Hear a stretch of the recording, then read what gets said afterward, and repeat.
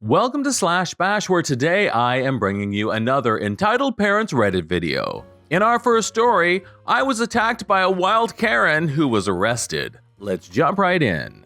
Here's some background. I'm a 35-year-old father of 2 boys. I have PTSD due to time overseas, and I have the physical scars to match the mental ones.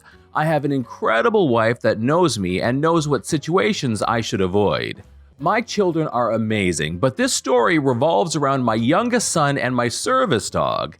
Jay, my youngest son, has autism, and we share a special bond because some things that set him off also put my teeth on edge. Spike, my English bulldog, he's my service dog. He's well-trained, lazy, judgmental, and overall uninterested in anything he can't eat. He's also very in tune to Jay and my emotions and will provide a distraction when we get overwhelmed. Basically, he's like, "Oh, you're stressed. Here, scratch my butt. You'll feel better and I'll get attention. It's a win-win." Here's the story. My family recently moved to Texas. Because we now live very close to an amusement park, we got memberships. Shout out to the park for being amazing when it comes to special needs. This particular park in Arlington, Texas has a special program for autistic people. They have rooms set aside to chill at if you're overstimulated, so you can relax, go back out, get overstimulated again, and round you go. With Jay, we also don't have to wait in lines. This is a huge thing and the cause of the story. The park has a pass that lets you skip most of the lines and they charge an arm and a leg for this. However, with that pass, you still end up in a line of the hundreds of people that also have that pass. Jay gets no lines at all. We get a special pass and we go in through the exit. The worker signs the pass and we go on the ride. Jay has a favorite ride, the log ride. There has been days that we would ride the log ride over and over, then eat. We also have the food pass, which we pay for, then go back to the log ride. On this day, Tommy, my oldest, and Jay wanted to go on the log ride. So we made our way to the exit and left wife and Spike in the shade because someone has to stay with him and bulldogs and rides don't mix. As we were going in the exit, a woman started screaming at us. I have absolutely no hearing on my right side, thanks high pressure wave, so didn't consider it worth turning my head to listen. Now, because we ride this ride almost exclusively, the workers on this ride know us by name and sight. Jay even talks to them, which is rare. We go in, show the pass, sit, and ride. This time, though, Tabitha, I'll call her Tabitha because Karen is overused, the woman that was screaming at us as we were walking in through the out, made her way to where the speedy pass ends at the ride, where a red shirt will check her pass and let her go on her way. She didn't even want to ride. She just wanted to yell about us going in through the exit and how we are abusing the system. Now, anyone that looks at Jay can see he's in a world all his own and wouldn't be surprised if he's literally reading the future or talking to aliens. He's awesome. The red shirt tries to calm her down. Tommy is getting upset because he's a normal 9-year-old and adults yelling is uncool. Jay making his excited sounds and waiting for the log to stop so he can get in. We get in, and as we float away, we still hear Tabitha screaming. The ride ends and we exit. We figured we would never see Tabitha again, but obviously, as I'm writing this, it didn't go that way. Tabitha appeared like a dark brother after making the sacrifice, Elder Scrolls reference, hooting and screaming. She is screaming that just because Jay is an R word doesn't mean we get extra rights. The screaming causes Jay to let out his super screech. Now, anyone that knows autism knows that autistic kids have superpowers. In Jay's case, it's a supersonic, ear-shattering, high-pitched screech that makes your eyes swim and makes it feel like things in your head are moving that shouldn't. This whole time, Spike was laying on the ground in the froggy position as bulldogs do, just looking at Tabitha like she's a rabid dog, but not worth getting up for. As we are being screamed at, I see 2 officers approaching from behind Tabitha. I smile. My smile must have broke Tabitha because she hauls off and kicks Spike.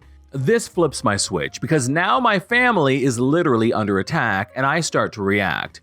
Before I could make contact, Tabitha is already in the air, being held, carried, half dragged away while being cuffed. Now in front of me is a well-dressed and pissed-looking officer.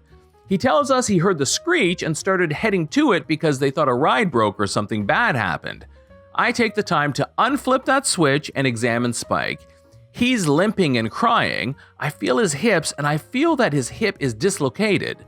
I jokingly ask the officer to walk away and let me get some. He of course has no humor to this, but also can tell I had a career. He asked what happened and we all explain what happened from A to Z. He asked if Spike is a service dog. I say yes and he smiles. I'm not in a smiling mood, but it catches me off guard. He explains that in Texas, to intentionally injure a service dog is a felony. By this time, park security arrived and issued a trespass order to Tabitha. The officers ask if I want to press charges. I look at Spike and look back. Yes, I say. Tabitha and her tiny mouse-like husband start to freak out as Tabitha is loaded onto a golf cart. We hop on a cart too and leave to go to the vet. The vet fixed Spike and all is well. We went back the next day with Spike in a stroller. No one batted an eye and everyone loves the bulldog in a stroller. I let people pet him and he's a hoot, and the park is an amazing place. I've been contacted by the investigating officer and have given my deposition. I may have to testify. If so, I look forward to sitting on the bench with Spike on my lap. In story 2, we have an entitled mother who thinks I should give my diabetic snacks to her daughter. So I'm a type 1 diabetic, and in the morning I went out for a bike ride. As I'm a diabetic, I always bring snacks with me in case I go low or get hungry. I bring a juice box, a few glucose tablets, 2 fruit chew bars, and 2 granola bars. Just enough for me to be able to correct my blood sugar twice and have a small snack. As I was biking home, I passed someone sitting on the ground who looked like they were kinda distressed, so I pulled over to ask if they were okay. The guy was a little younger than me and told me he was a diabetic and showed me his medical alert necklace. He explained that he had gone low while biking but forgot to refill the snacks in his bag when he had left, so he was trying to figure out what to do. No one to bring him anything, but didn't want to call an ambulance over this.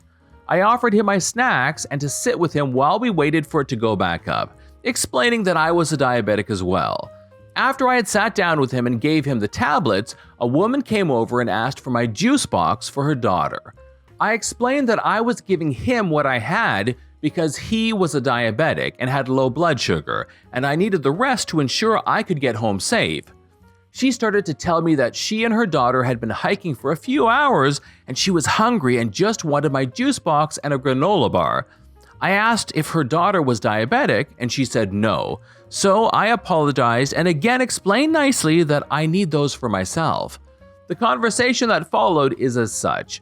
So why did you give him some? Because he is a diabetic and his blood sugar is very low. For reference, our blood sugar is supposed to be between 4 to 8 and his was 2.3. Do you know him? No, but as a diabetic, I know how dangerous lows can be, and if I was in his position, I'd hope a fellow diabetic would try to help me. So you don't know him? The conversation continued like that, she asking why I cared if I didn't know him and me giving the same explanation, until the guy rechecked his blood sugar and it was back up to 3.5. As this was still a little too low for both of us to feel comfortable, I grabbed my juice to give to him, and this is when the entitled mother tried to grab it out of my hand, saying that if his blood sugar was still low, I should just call him an ambulance and then I could give my snacks to her and her daughter. At this point, I was honestly kinda pissed and told her to flip off, and that as a mom, she should have thought to bring some snacks for her daughter. If I hadn't come by, what would she have done? She went red in the face, called me a witch, and stormed back to her daughter. After a little while, the guy's levels went up and we parted ways. As I started to bike away, I heard Mom shout after me, calling me a witch again. Entitled logic is so strange. You shouldn't help anyone that you don't know, unless it is me. This is John from /bash. Thanks for watching. If you've enjoyed the video and want to be the first to know when the next one drops, subscribe and click on that notifications bell. We would love for you to drop a like, share it with your friends, and we will see you in the next one.